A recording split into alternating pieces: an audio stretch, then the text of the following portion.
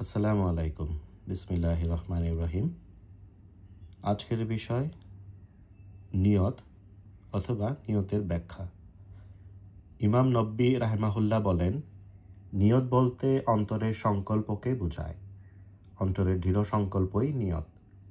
কিন্তু কিরমানি বলেন, দৃঢ়তা নিয়তের শর্ত নয়, এটি একটি অতিরিক্ত বিশেষণ যা নিয়ত শব্দটির পূর্বে যোগ করা হয়েছে।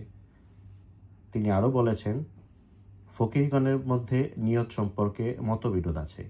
এটি কি রুকন নাকি শর্ত? মোট কথা এই যে, কাজের প্রারম্ভে নিয়ত করা রুকন আর কাজের মধ্যে নিয়ত করা জরুরি। নিয়তের মধ্যে শরীয়ত বিরোধী কোনো সংকল্প থাকতে পারবে না, এটা নিয়তের একটি প্রধান শর্ত। কোনো কাজ করতে যাওয়ার পূর্বে নিয়ত করা অপরিহার্য। শরীয়তের পরিভাষায় আল্লাহর সন্তুষ্টি এবং তার নির্দেশ পালনের উদ্দেশ্যে কাজ করার সংকল্পকে নিয়ত বলা হয়। সৎ কাজ করে পূর্ণ লাভ করতে হলে তার উদ্দেশ্যও সৎ হতে হবে।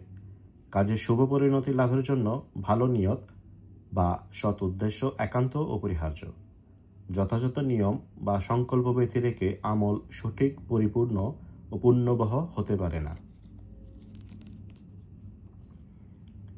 এ ব্যাপারে আল্লামা ইবনে ওয়াক্কাস লাইসি বলেন, আমি উমর ইবনে খাত্তাব রাদিয়াল্লাহু আনহু থেকে মিম্বরের উপর বলতে শুনেছি যে, আমি রাসূলুল্লাহ সাল্লাল্লাহু আলাইহি ওয়াসাল্লামকে বলতে শুনেছি, যাবতীয় কর্মের ফলাফল নিয়ত অনুযায়ী হয়, আর প্রত্যেক ব্যক্তি যা নিয়ত করে তাই পায়।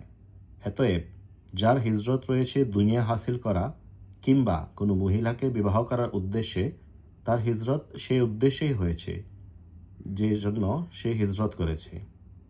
আসসালামু আলাইকুম।